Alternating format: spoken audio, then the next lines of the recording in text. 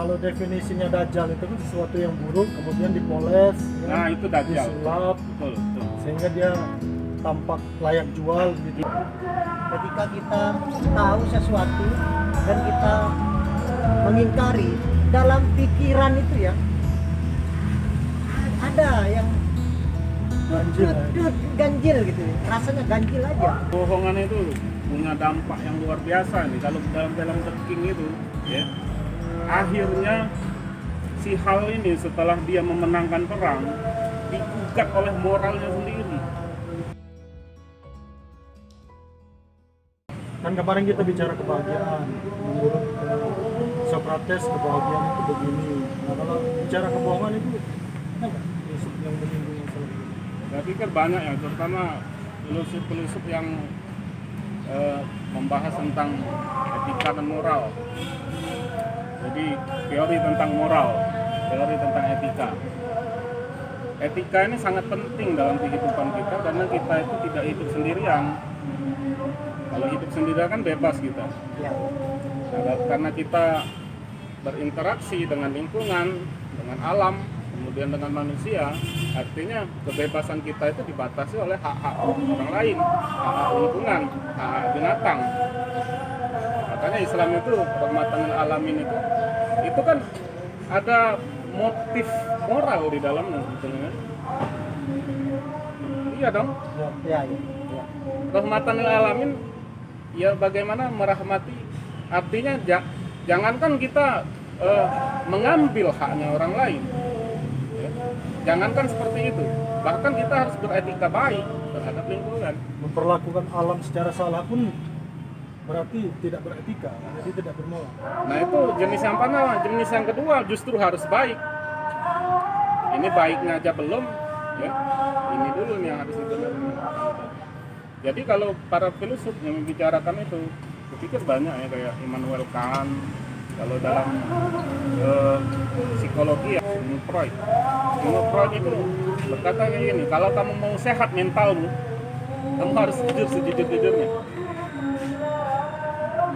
Kalau kamu nggak jujur, harus rusak mentalmu. Nanti kalau kita bohong itu mempengaruhi mental kita. Iya, karena kita memanipulasi terus kebenaran itu. Kata Ghazali, kalau kamu memanipulasi kebenaran, itu kamu ibarat kaca itu. Kaca itu kamu kasih noda terus. Akhirnya kamu nggak bisa melihat dirimu lagi di dalam kaca. Kebohongan itu. Iya. Dan itu pasti membuat kamu tidak bahagia ketika kamu tidak mengenali dirimu. Ya. Ya bagaimana mau bahagia kalau tidak mengenali? Apa yang kamu inginkan kamu nggak tahu. Apa yang kamu cari ya kamu nggak tahu. Kopi itu seharusnya berapa banyak yang kamu minum, karena kopi itu mempengaruhi kesehatanmu ya kamu nggak tahu. Gimana kamu mau bahagia gitu?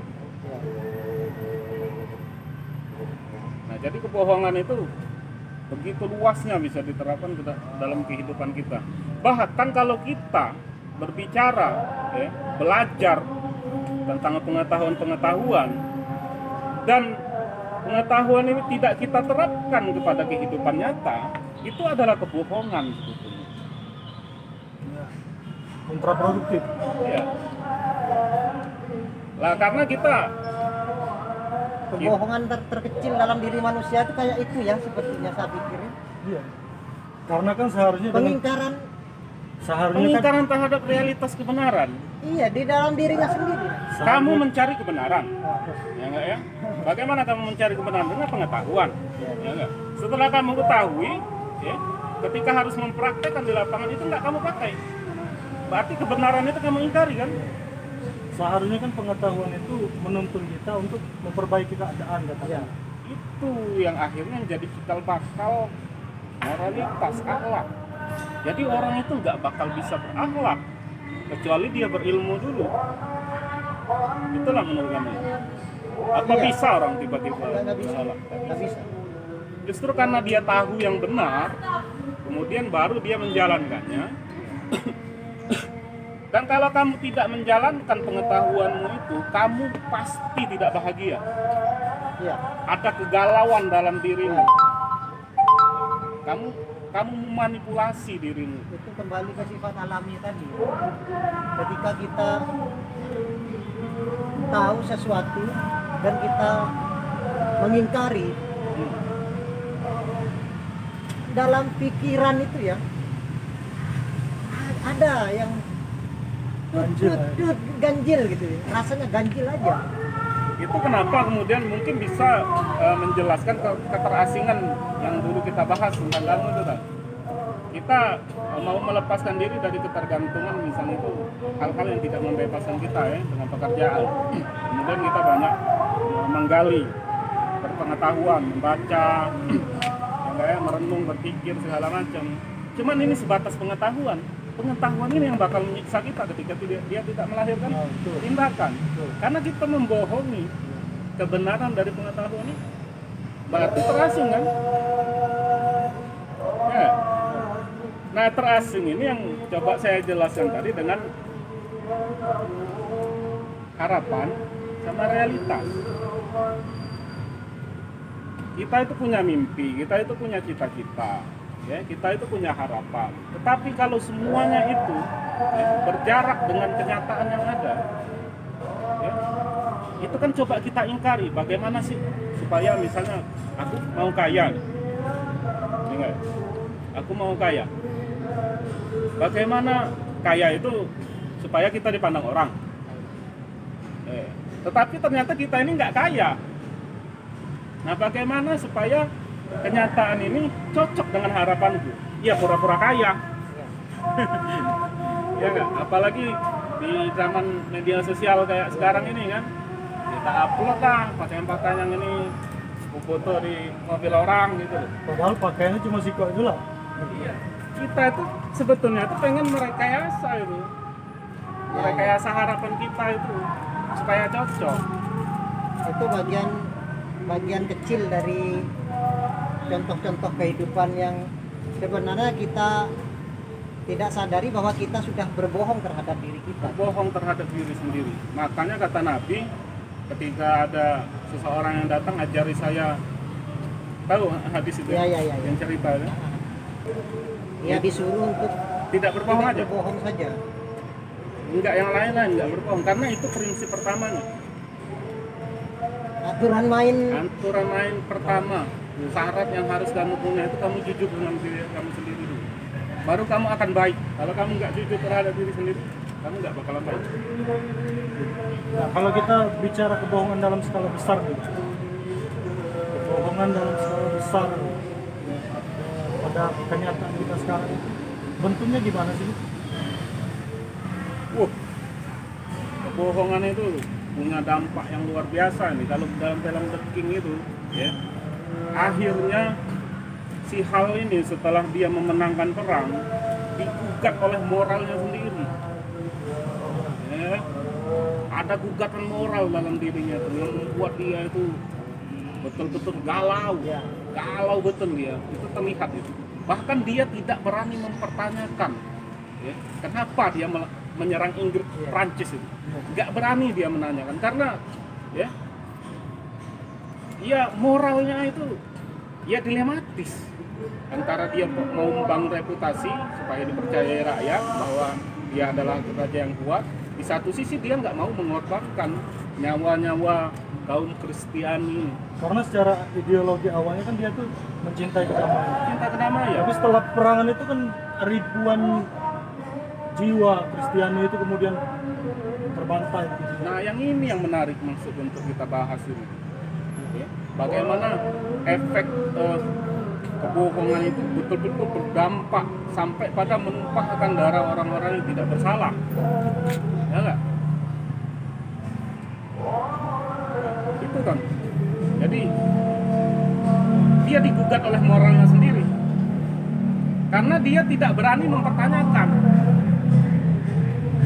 Apa sebab dia berbohong itu? Kenapa dia tidak berani mempertanyakan? Ya. Karena dia bersandar saja pada fakta yang sudah dibangun oleh Hakim Agung. Nah, apa fakta-fakta yang dibangun oleh Hakim Agung itu? Kan gini, kan Barat itu kan gini. Kalau kamu melakukan tindakan atas rasionalitas apa kamu membenarkan tindakanmu itu? Atas rasionalitas apa kamu melegitimasi pembunuhan, pembantaian, pertumpahan darah kaum Kristiani? Itulah yang ditanyakan si John itu. Apa alasanmu datang ke Prancis? Itu, iya. Kalau kamu tidak bisa memberikan harapan, kebenaran terhadap rasionalitasmu, paling tidak kamu bisa mengungkapkan kebohongan yang besar. Itulah yang dipertanyakan Oleh di John John Falstaff itu. Kamu nggak usah sibuk. Di luar itu banyak yang menunggu jawaban dari kamu. Kenapa kamu datang ke sini? Kalau saya berangkat ke sini hanya gara-gara alasan saya tidak bisa bayar hutang. Ya. Kamu sekarang jawab diri kamu. Apa alasanmu datang ke Prancis? Nah itu saya pikir itu bukan pertanyaan ecek-ecek, karena dia nggak harus menjawab pertanyaan orang, dia harus menjawab pertanyaan pada dirinya sendiri. Dan itu bukan mungkin, pasti bertentangan dengan impian moral yang ada di dalam dirinya. Yang bertentangan benar. Jadi preferensi nilai Ya. yang bertentangan di dalam itu. Makanya kalau aku nonton film yang dilematis gitu loh, dilematis bener, itu menarik juga. Kayak film Jon Snow, yang dia harus dihadapkan dengan pilihan apakah mau membantu bapaknya sama tetap di ini, The Wall. Itu kan dilematis sekali. Katanya Aemon itu, ya kalau persoalannya kamu memilih antara baik dan buruk itu enak. Masalahnya kamu sekarang itu dihadapkan dengan pilihan baik dan baik. Membantu keluarga sebagai tanggung jawab moral terhadap keluarga baik sekali. Cuman kamu terikat pada aturan the rules. Kamu sudah bersumpah. Nah itu persoalan dilematis.